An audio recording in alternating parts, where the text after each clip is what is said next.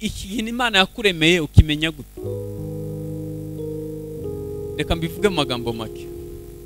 Ikintu wiyumvamo ukagikunda, ukaba wagikora utagihembego, ukaba wagikora utariye, ukaba wagikora ntusinzire, ukagikora n'umutima wawe wose n'ubwenge bwawe bwose, hanyuma abantu bakakubwira ngo ubikora neza, iyo niyo mpano yawe.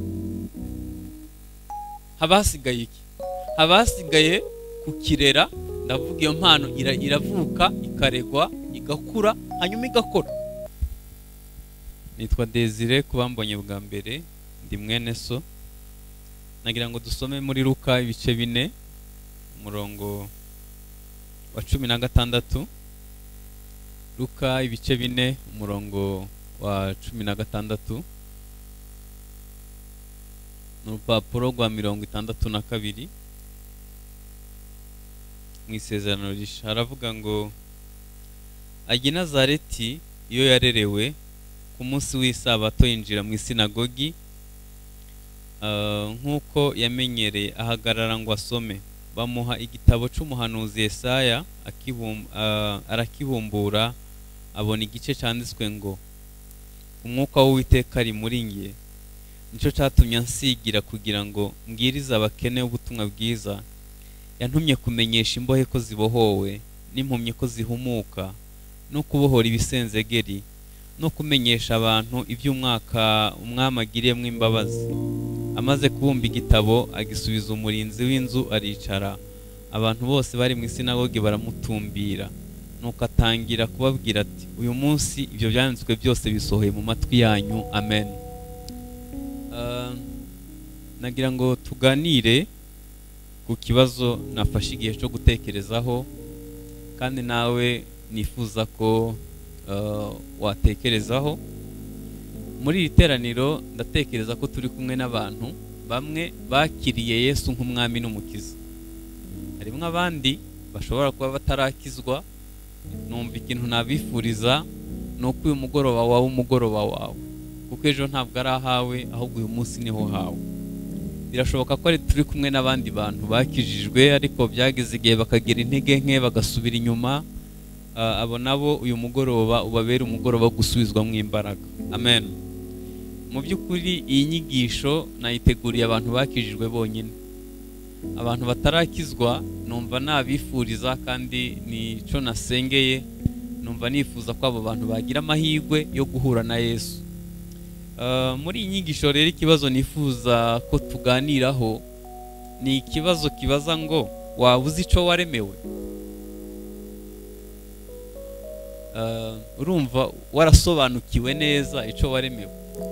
Aya magambo dusomye ni dekararasiyo ya Yesu. Arasa nkaho yabwiye abantu b'i Nazareti icyo yaremewe. Yinjiye mu rusengero, mu isinagogi, bamuha igitabo, arangije arakibumbura, ahita avuga aya magambo twasomye. Aravuga ngo umwuka w'Uwiteka ari muri nge, nicyo cyatumye ansigira kugira ngo mbwirize abakene ubutumwa bwiza. Yantumye kumenyesha imbohe ko zibohowe, n'impumyi ko zihumuka, no kubohora ibisenzegeri, no kumenyesha abantu iby'umwaka umwami agiriwemo imbabazi. Nagira ngo mbabwire ngo ibi nibyo yari yararemewe.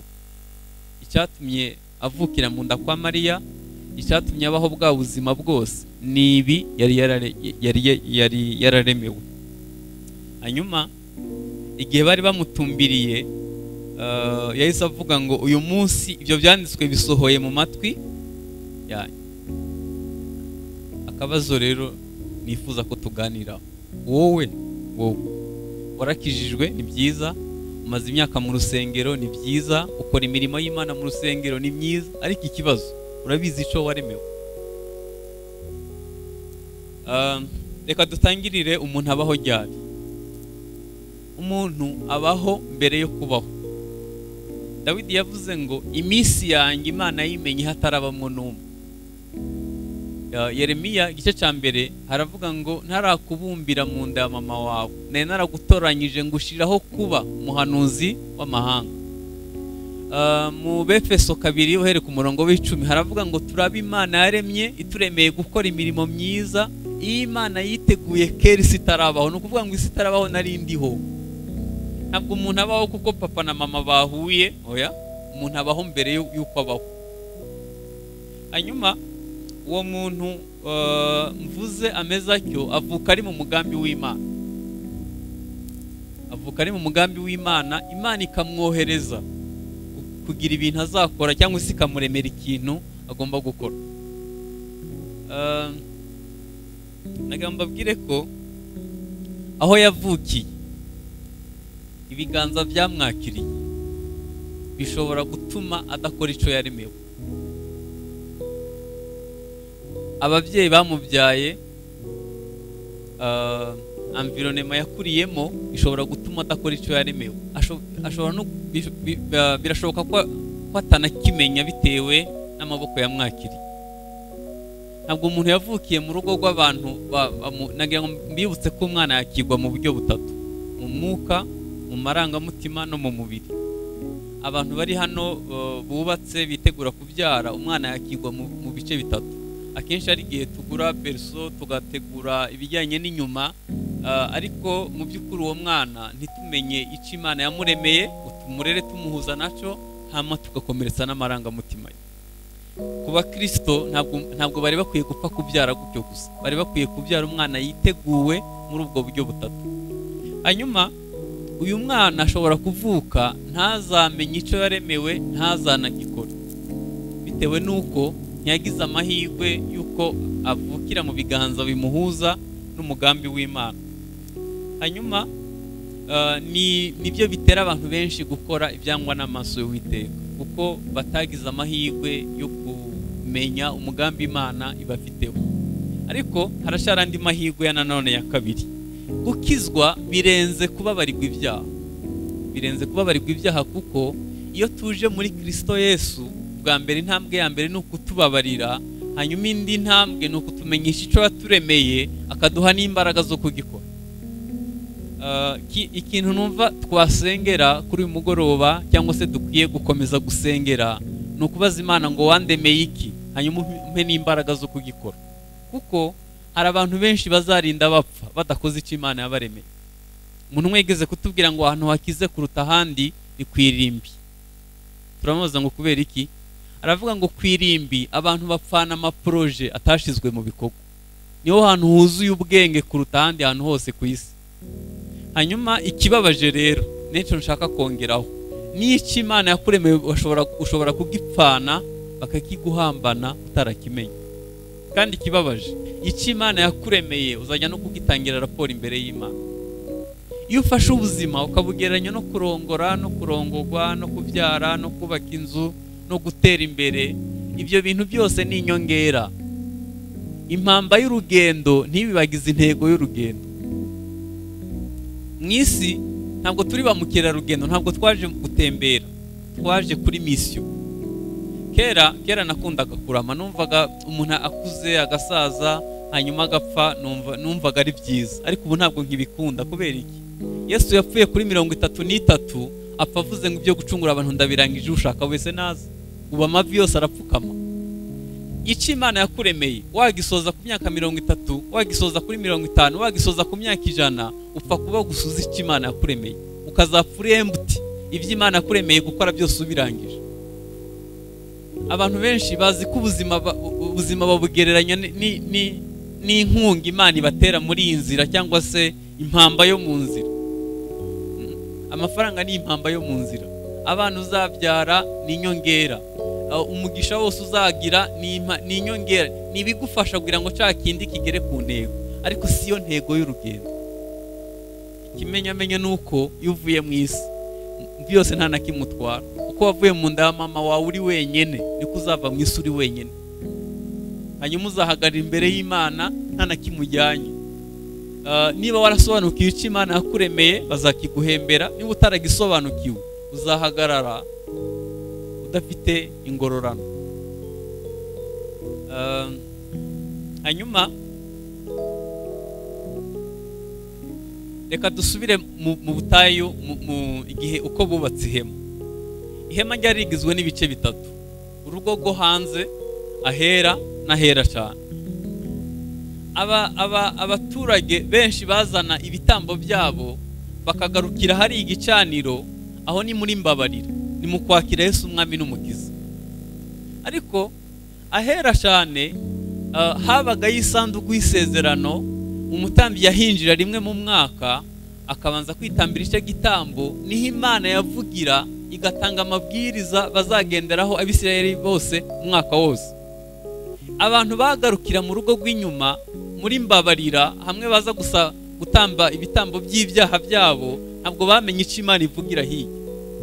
Iyo uje muri Kristo Yesu ukakira Yesu umwami n'umukiza, ukababarirwa ibyaha, ukagarukiraho, ntushake kumenya icyo Imana yakuremeye, uzapfa utamenya imigambi y'Imana ku buzima bwawe. Ukwiye kurenga muri mbabarira ukagera hera, ukagera n'ahera cyane. Isengesho Imana yumva ni isengesho ryubahirije ibyo bice byose. Yesu yavuze amagambo 3, yaravuze ngo musabe, mushake, mukomange. Umuntu agizwe n'ibice 3: umubiri, ubugingo n'umwuka. Dukwiye kurenga gusengana amarangamutima gusa, ukarenga umubiri, ukarenga amarangamutima, hanyuma ukagera hera cyane, kugeza igihe wumva Imana mu buzima bwawe. Ukwiye kubugirana ubusabane n'Imana ku giti cyawe, bitari mu rusengero gusa, ahubwo ufite uburyo usabana n'Imana ku giti cyawe, nibwo uzabasha kumenya imigambi y'Imana. Utekereza ko umuntu atageza hera cyane yari kumenya iby'Imana ivuga? Ntabwo byari bushoboke. Niho Imana yavugiraga. Abantu bagarukiye mu rugo rw'inyuma bakababarirwa ibyaha bagataha, ntabwo bamenya imigambi Imana ifite hiye. Ibyo byamenywa n'umuntu yageza hera cyane. Halo, reka mbabwize ukuri. Ari kuntu ndeba ukuntu dusenga ukabona birababaje kabisa. Umunsi umwe narindi muri Isirayeli, hanyuma njya mu isabato, bigera hari kuwa gatanu nimugoroba, cyari igihe cyo gutangira isabato yabo. Noneho mbona internet ivuyeho. Narindi ahantu hejuru cyane, ndamanuka mfite machine mu ntoke na telefone, njya kuri reception kubaza impamvu niba badashobora kuyima. Mageze ndimwo kumanuka nsanga sansere ntikora. Ndamanuka muri esikariye bingoye ngera hasi. Hanyuma ndababaza ko wifi ivuyeho, barambwira ngo ibintu ukoze nagasuzuguro. Ndamaza nkoziki. Barambwira ngo kuva kuwa gatanu nimugoroba kugeza kuwa gatandatu nimugoroba internet ntikora, nta muntu yohereza email, nta ukoresha telefone, ibintu byose bigomba gutuza bikubaha isabato y'Imana. Baravuga ngo twebwe abayuda ntidushobora kuba imbata y'ikintu icyo ari cyo cyose. None tuza hano, tuza mu nsengero zacu gusenga turi kuri WhatsApp, kandi nabwo ni amasaha abiri yo ku cyumweru tuba turi kuri WhatsApp. Tuzasabana n'Imana ryari? Niba uri imbata ya social media, udashobora gufata igihe cyo gusabana n'Imana, uzumva Imana ryari? Ushobora kugarukira hahandi muri mbabarira, aho batambira ibitambo, aho basabira Imana imbabazi, ariko uzapfa utamenya icyo Imana yakuremeye. Ntabwo uzigera umenya imigambi y'Imana. Ntabwo ushobora kuba imbata y'ikintu icyo ari cyo cyose uzamenye imigambi y'Imana. Ugomba kwigomwa. Reka mbabwize ukuri, hari ukuntu nyine munsi y'ubutayu bwa Sahara dukora ibintu byinshi bitari ngombwa, hanyuma ariko ngewe nanabyumva.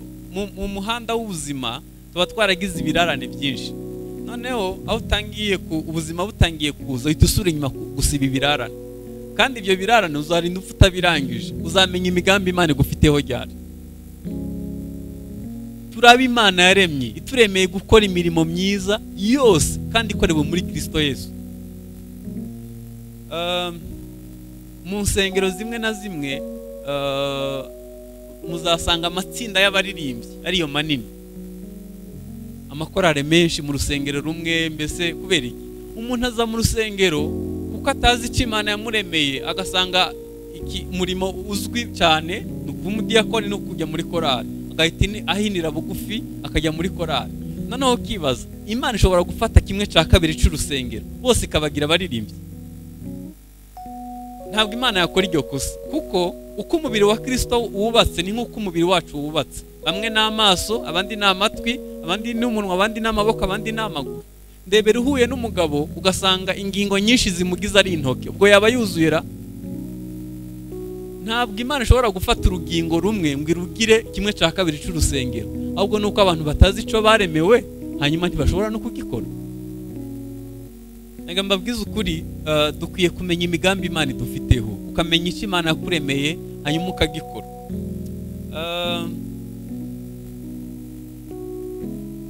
Bibiliya iravuga ngo hahiga umuntu Imana itoranya ikamwiyegereza, hanyuma akaba mu bikari by'Imana, azashishira mu bikari byayo, azamenya iby'Imana imugambiriraho, abashe no kubikora.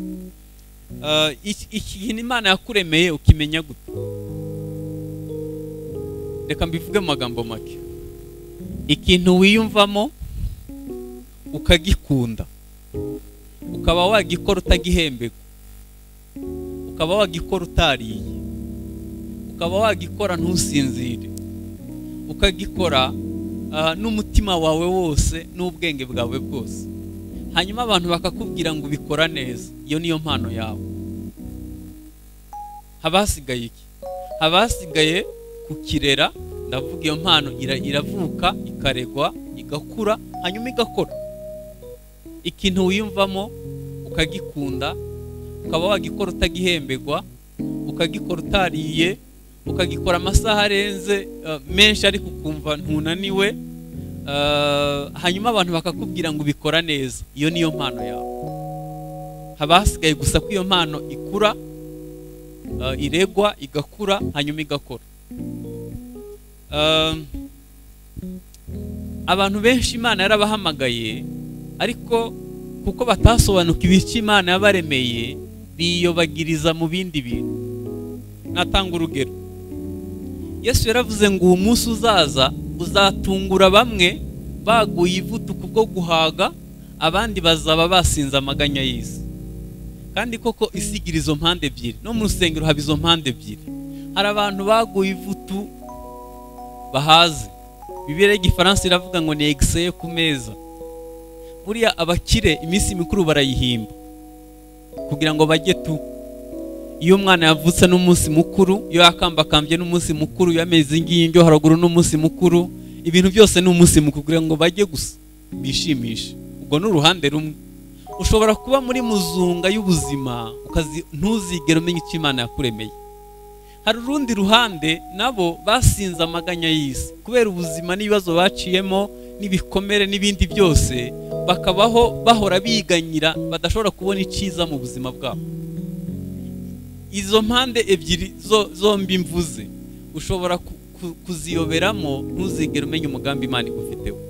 Reka ntange ingero ziri bibilike. Umugabo witwa Gideyoni, Imana yamuvuzeho, hanyuma iramuhamagara, imutoranyiriza gukiza Abisirayeli. Ariko igihe marayika yamusanga aho yari ari, Bibiliya avuga ngo yamusanze asekura ingano yihishe mu mwobo. Marayika aramubwira ngo wa munyambaraga we, haguruka ujye gukiza Abisirayeli. Avuga ngo ye, nari kuba ndi umunyambaraga, ubwoko bwacu ukaba bumaze iyi myaka yose tubabazwa n'abanzi bacu, kandi ndi umunyambaraga. Yari afite amaganya arenze kwemera ku buryo atashobora gukora icyo Imana yamuremeye. Hanyuma Imana iramubwira ngo haguruka, uko imbaraga zawe zingana nzazikoresha ukiza Abisirayeli. Nta muntu n'umwe adashobora gukora imirimo myiza, nta muntu n'umwe Imana idafite icyo yaremeye, ahubwo nuko tutakimenye gusa. Natangiye mbaza ikibazo ngo wabuze icyo waremewe? Ese wabashije kugikora? Gideyoni, Imana yaramubwiye ngo yahamagaye Abisirayeli, haza benshi. Imana iramubwira ngo musanzwe bari ibihumbi nka 20 bagiye kugwana n'ibihumbi 120. Murumva mu gisirikare ntabwo bibaho byibuze utwara umubare ukubye gatatu bugiye gutera. Ariko Imana yamubwira ngo nabo ni benshi, nafata abantu 300 gusa. Bibiliya iravuga ngo yabatwaye ku mugezi. Imana ivuga ngo reka mbakugeragereze, ubabwire ngo ufite ubwoba wese natahe. Hanyuma barataha, hasigara abandi benshi. Imana avuga toya, ndashaka mwo 300 gusa. Abo abasirikare ibintu bagwanishije biratangaje. Batwaye inkono n'imuri. Ariko mbere yuko bagenda, Imana abwiye Gidoni ngo nubwo ufite ubwoba nubwo wiganyira, manuka wumve ibintu abanzi barose. Ngo yumva umwe abwira undi mugenzi w'inzozi, aravuga ngo nabonye irobe ubugari, ngo riza umutsima, ngo riraza risenya amahema y'Abamidiyani. Undi aramubwira ngo ibyo si ikindi ni inkota y'Uwiteka na Gideyoni. Iyo Imana igukoresha uri mu mugambi wawe cyangwa se mu cyo Imana yakuremeye, ntabwo ikoresha ibintu bihambaye. Niba hari umuntu yakoze umurimo uciriritse ni Yesu. Nta ndege bagiraga, nta modoka, nta farashi, bari abakene badafite n'ibyo kurya. Nta nubwo bagenze byibuze ngo bafate Aziya yose basige bayibwirije, oya. Ariko ubu ngubu amavi yose arapfukama, indimi zose zamye ko Kristo ari Uwiteka. Kubera iki? Yakoze icyo yaremewe. Iyo dukoreye mu muhamagaro wacu tugakora ibikwiriye, Imana ishobora gufata ibinyantege ibintu by'ibinyantege, ndavuga ibikoresho, ubushobozi butari bwinshi, ibyo bintu Imana ikabikoresha iby'ubutwari. Amen. Hanyuma undi mugabo yitwa Sawuli baramutoranyije ngo ayobore Abisirayeli, ngo basanga ngo ari mu bintu byinshi bihishe bitekeye. Baramushakisha, bakora ubufindo, bamuvumbura aho yihishe. Ngo arahaguruka, arahagarara, ngo abantu bose bamugera ku bitugu. Imana yari yaramuremeye kuyobora Abisirayeli, ariko yari afite ibindi bintu yiyobagirijemo bitatuma asohoza umugambi w'Imana ku buzima bwe. Hari ibintu byinshi biduhugije, birimo gushakisha ubuzima, birimo abantu benshi bafite ubwoba bw'ejo hazaza. Bese ibintu biduhugije ni byinshi. Ariko mwibuke igihe Yesu yasuye kwa Mariya na Marita ngo yahugiye mu kwakira abashitsi, hanyuma Mariya we ngo araza yicara ku birenge bya Yesu, yumva icyo Yesu avuga. Igihe Marita imirimo yari imubanye myinshi adashobora kwakira abashitsi ku isaha, ngo yaraje abwira Yesu atongana, aramubwira ngo bwira mwene wacu aze kumfasha, ndimo kuvunika. Aramubwira ngo Marita we wiruhije muri byinshi, cyangwa mwacari kimwe. Uyu yahisemo umugabane atazongera kwakwa. Ibintu byose biduhugije si ibyo byangombwa byose. Dukwiye kumenya iby'ingenzi mu buzima bwacu. Navuze ngo munsi y'ubutayu bwa Sahara hari igihe tutamenya ibibanza n'ibiheruka. Muri Amerika hari umusaza umwe yarazi gukoresha igihe neza. Hanyuma bamuzana kugira ngo yigishe abantu gukoresha igihe. Muri iyo sare harimo abadogiteri, harimo abasava, harimo abantu bakomeye kandi babakire ku rwego ruteye ubwoba. Mwumva abantu bafite amafaranga, murabizi ukuntu bifata. Yinjira muri sare bamusuzuguye, ariko yari umusaza ukuze, azi nyine ko batari bumwubahe kuko adafite ubushobozi bungana n'ubwabo. Yinjira na vaze ushobora kurebamo imbere, yinjira n'agafuka k'amabuye n'agafuka k'umucanga n'amazi. Arababwira ngo ndabona ko mutanyitayeho, ariko sindi bubatindire, nagira ngo mbabaze ikibazo kimwe. Murebye iyi vaze uko ingana, n'aya mabuye n'uyu mucanga n'amazi, byakwigwa muri iyi vaze? Bamubwira ngo ntabwo bishoboka, ni byinshi. Aravuga ati munkurikire dukore experience. Afata ya vaze ashiramo amabuye manini aruzura. Arababaza ngo vaze iruzuye? Bamubwira ngo yego iruzuye. Nta handi haje ikindi kintu, nta hasigaye. Ahita afata asukamo amazi yamanuka mu mabuye aruzura. Arababaza ngo vaze iruzuye? Baramubwira ngo yego iruzuye. Ahita aritonda amanuriramo umucanga, ugenda ukurikiye amazi nawe urangiriramo.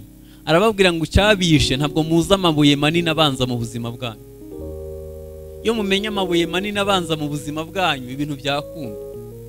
Numva nanjye nshaka kubikubaza, uzi icyo waremewe? Ni ayahe mabuye manini abanza mu buzima bwawe? Ese icyo Imana yakuremeye ubasha kugikora? Utakizi ntiwagikora.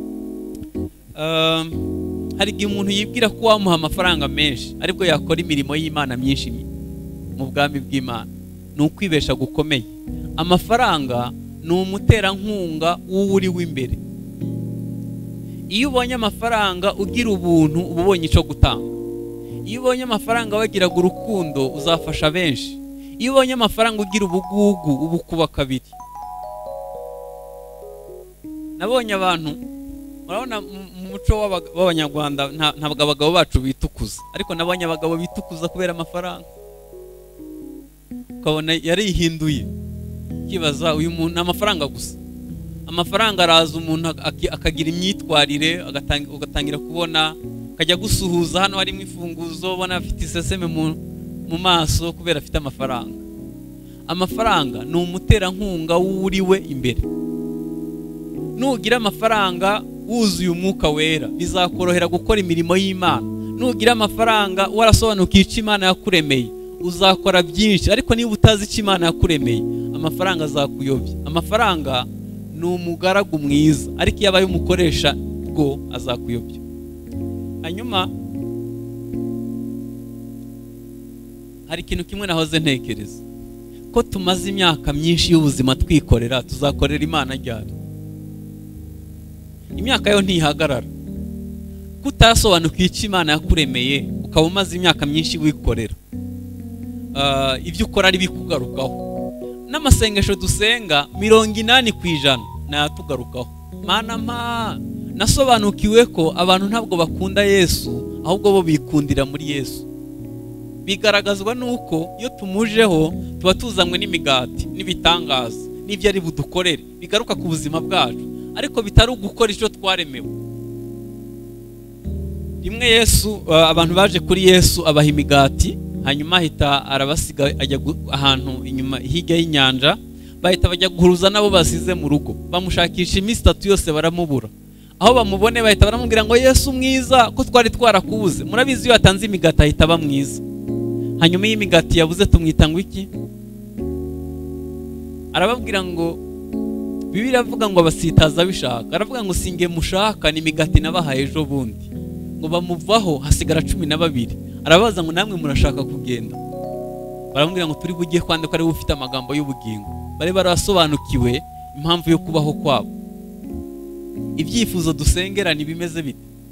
Nibigaruka kuri wewe watera intambwe ukabusengeye umuryango wawe gusa. Reka mbabwize ukuri, hari ibintu biba mu gihugu nkibaza ubundi amatorero arihe, abanyamasengesho barihe. Ubu ngubu dufite ubwoba bwa coronavirus kuruta igihe twafashe dusenga ngo Imana iturinde icyo cyorezo. Ubwoba ni bwinshi kuruta igihe tumara dusenga. Nyamara abantu b'Imana basenze, Imana ikumira ibintu byinshi bibi ntibisohore mu buzima bwabo cyangwa se mu gihugu ukabera basenze. Tumaze igihe twumva inzige mu ihembe rya Afurika, ntacyo bitubwiye kuko zitaragera iwacu. Noneho nkibaza, turamutse dusenze ntabwo Imana yakumira ibyo bibi byose? Amen. Reka mbabwize ukuri, nta umunsi umwe nagiye gusenga ahantu mpahurira n'umukecuru. Uwo mukecuru n'ahantu mu ntara. Uwo mukecuru ahita aravuga ngo dusenge. Imana inyeretse muri Malaysia hagiye kuba impanuka y'indege. Usibye kubona indege inyura mu kirere, ntaragenda mu ndege, nta nubwo aragera i Kigali. Noneho ndavuga umukecuru aravangiwe kabisa. Naratangaye, uwo munsi naratashe, ndebye ku makuru ya nimugoroba, mbona koko muri Malaysia habaye impanuka y'indege. Comment y'umunyamakuru niyo yantangaje. Yaravuze ngo Imana yakoze igitangaza, igihe impanuka yaba harokotse abantu benshi, hapfamwe umuntu umwe gusa. Ubundi ntibibaho yihiye nyene ba. Navuga buriya Imana yumvise rya masengesho y'umukecuru inyamagabe. Reka mbabwize ukuri, impamvu hataba impanuka nyinshi mu muhanda suko abantu bose bazi gutwara, hari n'abadafite perimi. Hari abantu barara bamanitse amaboko hejuru y'imihanda batagira n'imodoka. Hari abantu Imana yahaye umutima wagutse, basenga batizirikana kuko bazi ico baremewe, kuko bazi umugambi Imana ibafiteho, basengera igihugu. Ntabwo impamvu mubona abantu baticana ntimugire ngo abantu bose n'abagwaneza. Wapi, harimo abantu bafite ubugome. Nyamara iyo abera basenze n'abantu babi bahinduka abagwaneza. Dufite inzego z'umutekano zikora neza pe, dufite igisirikare n'igipolisi baragerageza cyane, bakora ibishoboka, ariko nanone nta nubwo bamenya ibiri mu mutima w'umuntu. Ni itorero n'iryo ryahawe ubutware bwo gukinga no gukingura. Nidukoresha ubwo butware neza tuzabasha. Bibiliya avuga ngo intwaro zacu sizo mu buryo bw'umubiri, imbere y'Imana zigira imbaraga, dusenya ibihome tugafata mbere n'ibitekerezo mu mitima y'abantu. Isengesho nta muntu uritangira. Nidusenga Imana izazana impinduka nziza, Imana izazana ububyutse, zaduha ibihe byiza kuko twasenze. Tuzakumira ibibi hanyuma dusaba umugisha uze mu buzima bwacu. Hanyuma ikindi nahoze ntekereza, abantu benshi bakora imirimo y'idini n'itorero kuruta gukora imirimo baremewe. Habaho evre de la foi na evre de la loi. Habaho imirimo y'amategeko n'imirimo yo kwizera. Iminsi yose wagiye kurepeta muri korali kugira ngo batazakubuza kurimba ku cyumweru ntuzabigororerwa. Ibintu byose watanze bitakuvuye ku mutima kuko ari itegeko ry'itorero cyangwa korali uririmbamo ntuzabigororerwa. Reka mbabwize ukuri, nituva inaha tuzasanga mu ijuru bacanye umuriro wizewe. Imyaka 3 n'igice yose ntabwo bazaba bihuta, bazajya bahamagara umwe bafata imirimo yose bayinyuze mu muriro. Umurimo wose utakoranye urukundo ntuzawugororerwa. None akenshi iyo dukora imirimo tubikora kuko tubikunze cyangwa tubikora ku bw'itegeko. Tubikora duhaswe n'urukundo dukunda Yesu kuko tumukundisha umutima wose n'ubwenge n'imbaraga, cyangwa tubikora kuko ariko itorero ryavuze cyangwa se idini ryavuze. Ibyo bintu nubisobanukirwa uzakora imirimo myinshi izaguhesha ingororano kandi uzayiboneramo umugisha ukiri inaha. Hanyuma Bibiliya iravuga ngo nuko bakundwa mukomere mutanyeganyega murushaho gukora imirimo y'umwami kuko umuhati wanyu atari ubusa mu mwami. Iyo wasobanukiwe icyo Imana yakuremeye, ukora umurimo w'Imana udacitse intege. Umuntu yasobanukiwe icyo Imana yamuremeye ajya gusura ku bitaro, nta muntu pastor atabitangaje. Ashobora kuza gukora isuku ku rusengero kuko yumva ari wo muhamagaro we. Ashobora kujya gusura kuri gereza, nta muntu wafungiyeyo. Ashobora gukora imirimo myiza yose kuko azi ko ari wo muhamagaro Imana yamuhamagaye. Navuze ngo iki Imana yakuremeye ushobora kugikora udahembwa, ushobora kugikora utariye, ushobora kugikora amasaha menshi ukumva ni ukoze icyo waremewe. Gukora imirimo y'itorero ni byiza, ariko ukwiye no gukora umurimo wa Yesu. Umurimo ukoreye reka mbivuge mu mvugo ya Bibiliya. Aravuga ngo data wa twese uri mu ijuru, izina ryawe ryubahwe, ubwami bwawe buze, ibyo ushaka bibe mu isi. Nyuma y'uko Imana ikubereye Yesu ikakubyara, ukamenya ko uri umwana w'Imana, hakurikiraho kubaho ubuzima buyubaha. Hanyuma nyuma yo kubaho ubuzima buyubaha ukamamaza ubwami bwawe. Murabona ko kera kuba pasiteri, kuba misiyoneri, kuba reverandi, wana n'amazina abantu benshi bagwanira babumva ari wo murimo w'Imana. Ariko dukwiye gusobanukirwa ko Imana ishobora kugutwara mu gisirikare ukazaba umukozi w'Imana mwiza mu gisirikare, undi akazaba umukozi w'Imana mwiza mu gipolisi, undi akazaba umucuruzi uhagarariye ubwami bw'Imana, undi akazaba umuganga uhagarariye ubwami bw'Imana, undi akaba umunyamakuru uhagarariye ubwami bw'Imana, kuko asobanukiwe icyo Imana yamuremeye. Ku ruhimbi ntabwo twese tuzahakwigwa, n'abahageze ntibashaka kuhava. Intambara zihari ziba zishingiye nko kuri ibyo byose. Dukwiye kumenya ko dushobora gukora imirimo myiza yose kandi ikorewe muri Kristo Yesu. Hanyuma nagira ngo mbabwire ko Imana iguha umugisha iyo urahakwiriye cyangwa se uraha Imana ishaka kuba. Reka ntange urugero. Imana yahamagaye Aburahamu iramubwira ngo ufate umwana wawe w'ikinege ujye kumutambira ku musozi witwa Moriya. Ni urugendo rw'ibirometero 80 kandi yararengeje imyaka 100 yahagenze iminsi 3 yose. Bageze hafi ya Moriya, hano icyo nagira ngo twumvemo nuko banyuze ku misozi myinshi. Yari guhinira bugufi agatambira Isaka ku musozi uri hafi kugira ngo atananirwa, ariko yageze aho Imana yamubwiye aba ari hatambira Isaka. Asiga umwana, asiga abagaragu be munsi y'umusozi, arazamuka. Umwana yikoreye inkwi, aramubaza ngo papa, inkwi ndazikoreye, ndabona ko ufite inkota n'umuriro, igitambo kirihe? Aravuga ngo Imana yampamagaye iri bwibonera igitambo. Iyo urahakwiriye Imana ishobora kwibonera igitambo. Nagira mbabwiza ukuri, ntabwo bisaba ngo ufite ibya mirenge, ariko iyo uri mu muhamagaro wawe uzi ko aho uhagaze ari Imana yifuza kuba, Imana ikohereza umugisha. Ageze yubaka igicaniro, arangije aboha Isaka, amushyira ku gicaniro, akurayo inkota. Imana ibonye kumaramaza ko mu mutima, iravuga ngo rekeraho nibwo nkimenya ku nkunda. Uwo munsi imwaturaho umugisha ukomeye, kandi ahita haboneka intama yo gucungura Isaka. Iyo Aburahamu bamutambira ku wundi musozi atari kuri Moriya, Isaka yari bupfe. Nta ntama yo gucungura Isaka yari ku wundi musozi wose usibye Moriya. Hanyuma ijambo rivuga ko azaba sekuruza w'amahanga ntabwo ari buryumve. Ese ahantu uri niho hakwiriye? Ese ibyo ukora nibyo wahamagariwe?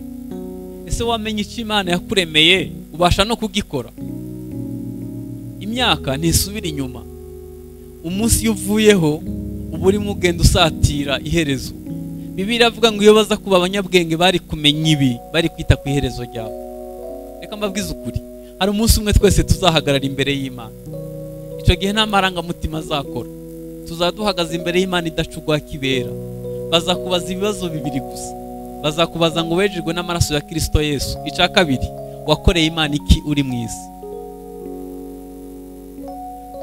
Nigeze kuvuga ngo ko tumaze igihe kinini twikorera, tuzakorera Yesu ryari? Tuzakora umurimo w'Imana ryari? Tuzakorera ubwami bw'Imana ryari? Tuzamamaza ubwami bw'Imana ryari?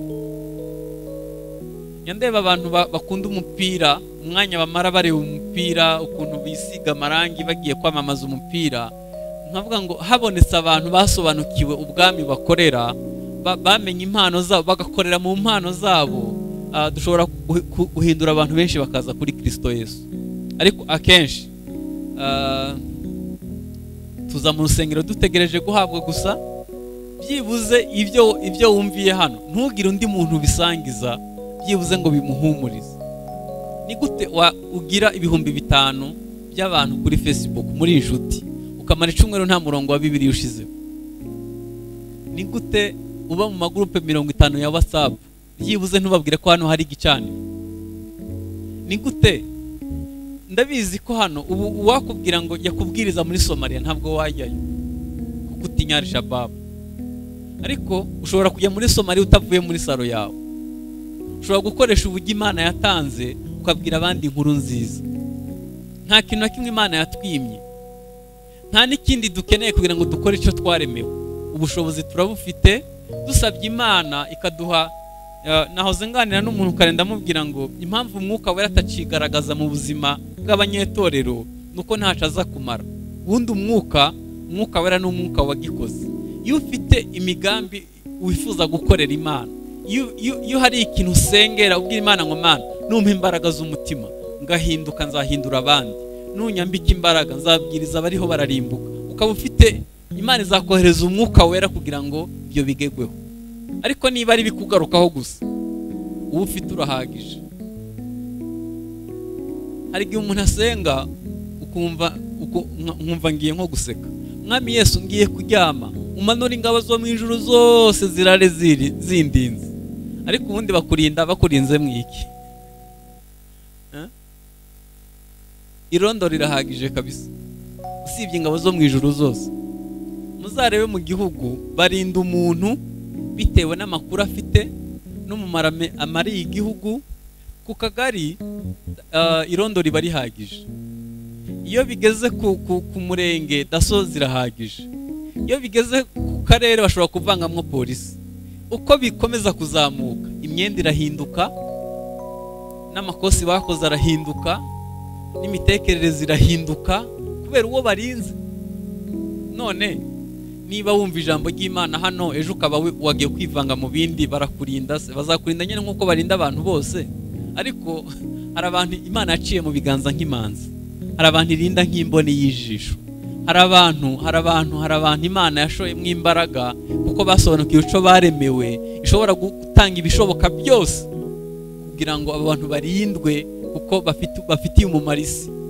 Hari umuntu Imana ivuga ati uyu muntu aha hantu ari sinabyicuza, ni nk'ari nge waba uhibereye. Kubera iki? Umuntu umwe yagiye gukora akazi ahantu, ahita abwira abakozi agiye kuyobora, aravuga ngo nitwa runaka, nje gukorana namwe, ariko intego yanjye nzabereka isura y'umurokore, nzabereka umurokore uko yakagombye kuba ameze. Byaramugerageje ariko yabigezeho. Abenshi baramugerageje ariko nyuma yaho barahinduka kuko babonye ko kwera imbuto bishoboka.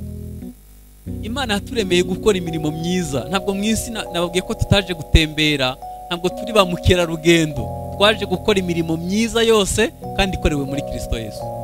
Waba uzi icyo Imana yakuremeye? Ntabwo ubuzima bwawe ukwiye kubugeranya no kurongora no kurongogwa no kubyara no kubaka amazu no kuzamuka mu ntera. Ibyo bintu byose ni inyongera. Hari abantu babihimbyemo ubutumwa bukunzwe cyane muri Afurika, ubutumwa bw'ibiryo na prosperite no gutera imbere. Iyo ufashe amafaranga ukayegeranya n'umusaraba uwufobeje, iyo ufashe umusaraba ukawugereranya n'inzu yo kubamo no kujya muri Amerika, ubu bitesheje agaciro. Yesu ntiyapfuye ngo tujye muri Amerika, ntabwo yapfuye ngo tubone amazu, yapfuye ngo dukore icyaha cyo kwa Adamu, hanyuma ibindi ni inyongera.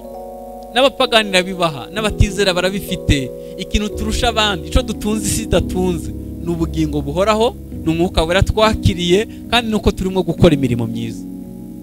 Hanyuma ndashaka gusoza gutya.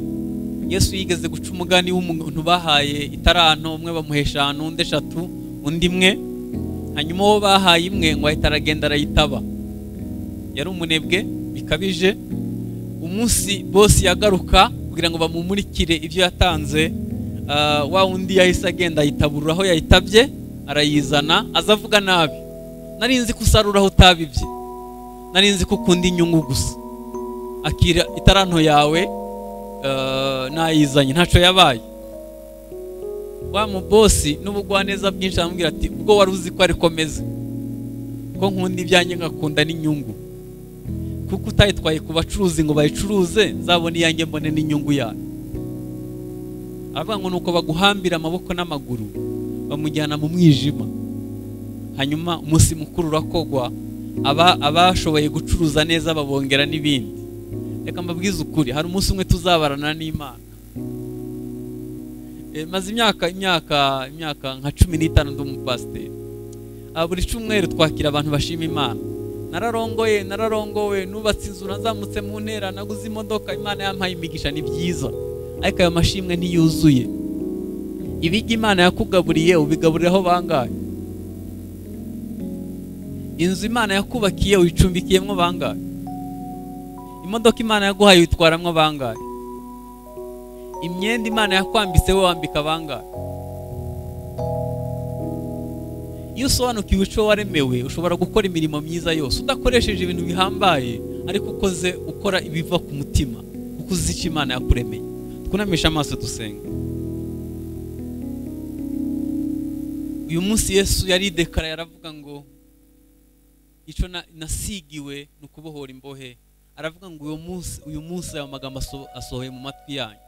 Nagira mbabwire ko reka dusenge tubwire Imana ngo Mana duhe kumenya ico twaremewe, kandi duhe n'imbaraga zo kubikora. Ubaye wumva twasengana, wahaguruka mu mwanya wawe tugafatanya gusenga. Data mu izina rya Yesu, uyu mugoroba tuguciriye bugufi. Turaba waremye, uturemeye gukora imirimo myiza. Tumaze igihe kinini bamwe batarayisobanukiwe, ariko hari n'abandi nabo ubuzima bubasaba umwanya munini n'ibindi byinshi bisabwa mu buzima, tukaba iminsi igiye kudushirana tutaragukoreye. Waravuze ngo izina ryawe rikwiye kubahwa mu buzima bwacu, hanyuma tugakora imirimo myiza mu kwamamaza ubwami bwawe. Ndasenze buri wese ngo mushoboze kwera imbuto zikwiriye abihanye, mushoboze kwamamaza ubwami bwawe, mushoboze gukora imirimo myiza yose. intege nke twagize tuzisabiye imbabazi kuri uyu mugoroba mwami, duciye bugufi, amaraso yawe natweze, imbabazi zawe zibe ku buzima bwacu, imyaka dusigaje yo kubaho uzadushoboze gukora imirimo myiza, tuzasaze tuticuza, tumeze nka Pawulo yavuze ngo nagwanye intambara nziza, narinze ibyo kwizegwa, ibisigaye mbikwiye ikamba ry'ubugingo, n'abandi bose bazagenza nkanjye bazarihabwa. Reka mwami buri wese uzamuhe gusoza urugendo rwe atarebe inyuma ngo yicuze, yarashoboye gukora imirimo myiza yose kandi ikorewe muri Kristo Yesu. Ndasenze ngo uduhe imbaraga z'umwuka wera, uduhe umwuka wihishurirwa, udushoboze gukoresha ubushobozi waduhaye mwami Yesu Kristo, dushoboye guhindura benshi tubazana kuri wewe. Suka imbaraga mu bana bawe mu izina rya Yesu Kristo, suka ububyutse no guhembuka, tugarurira ibihe byiza byo guhemburwa, tubera Imana mwami. Iki gihugu turagisengeye, ugisukemwe ububyutse, usuka umwuka wo kwihana, usuka umwuka w'urukundo, usuka umwuka wo guhinduka, usuka umwuka w'ubumwe. Reka mubizera mwami Yesu Kristo bose bagaragaze ubushake bw'Imana mu isi. Reka itorero ribitabaza ari ku gitereko cyaryo, reka tube umunyu w'isi, dushoboze gukora ubushake bwawe. Ineza yawe ibane natwe muri byose mu izina rya Yesu.